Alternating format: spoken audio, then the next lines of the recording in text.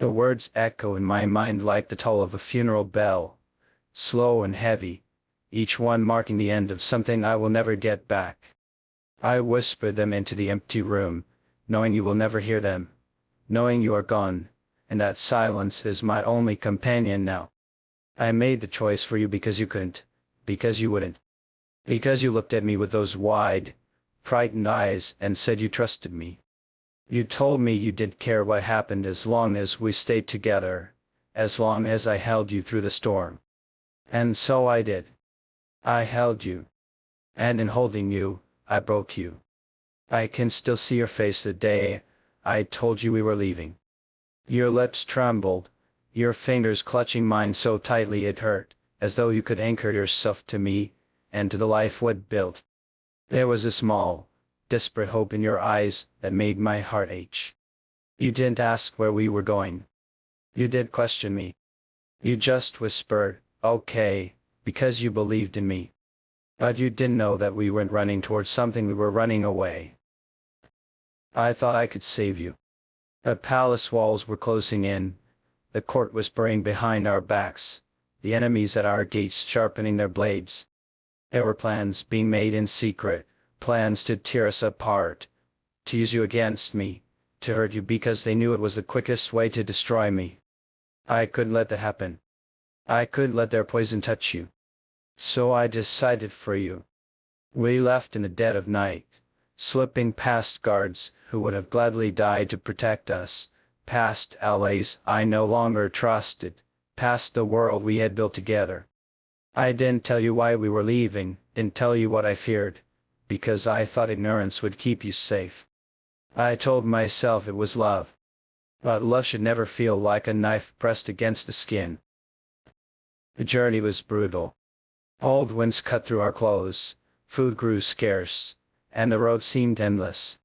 You never complained, though I could see the exhaustion etched into your every movement.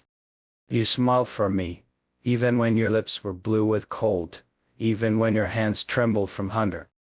And every time you smiled, the guilt inside me grew heavier.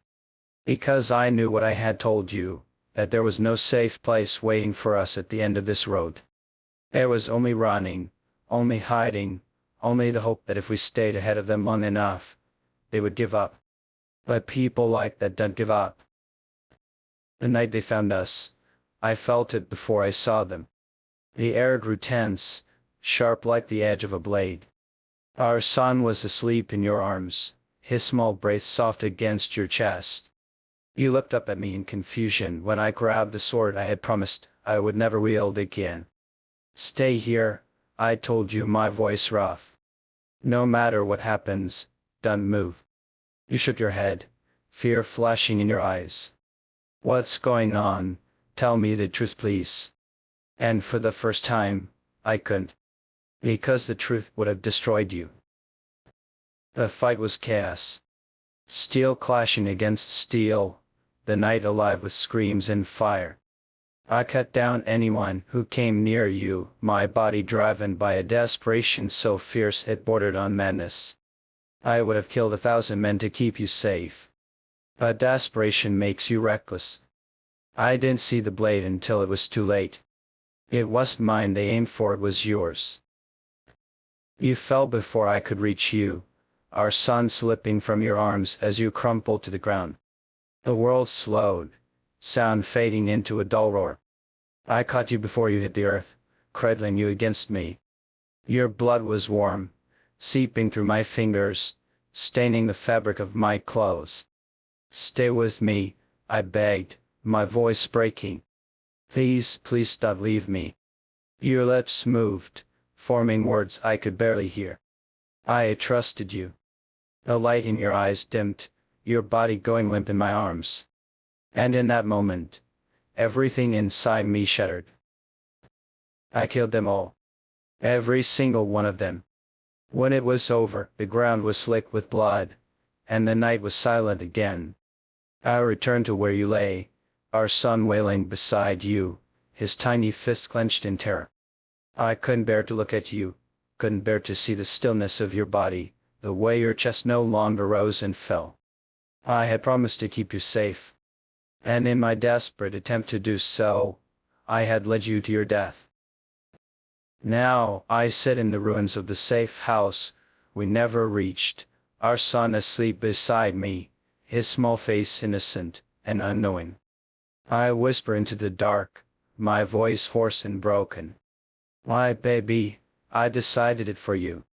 But this time, the words aren't a vow. They're a curse. A confession.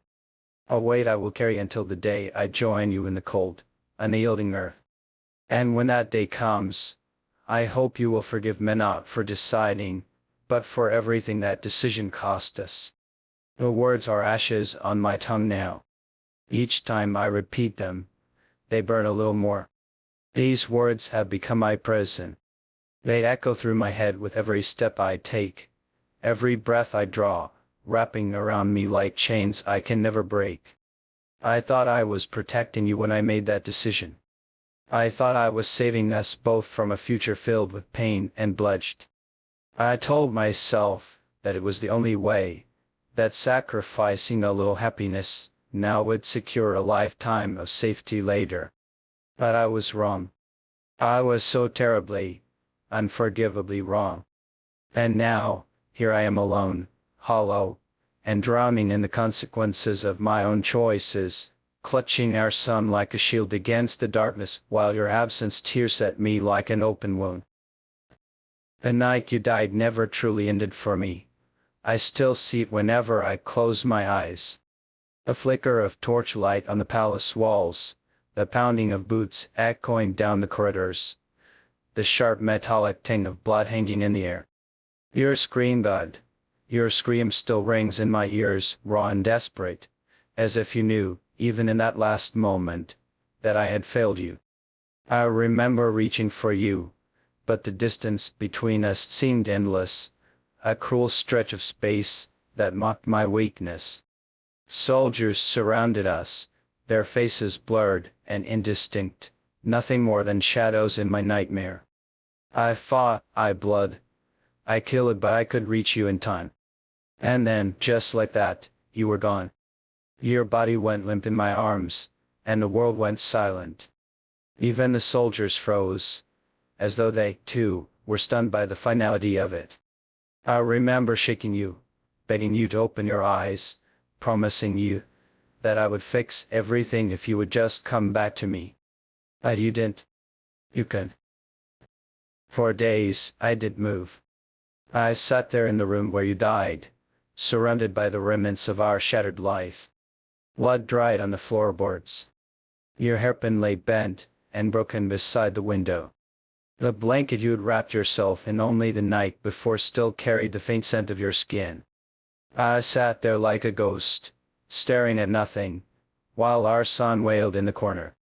His cries were soft at first, pitiful and weak, but they grew louder, more insistent, until they pierced through the fog of my grief.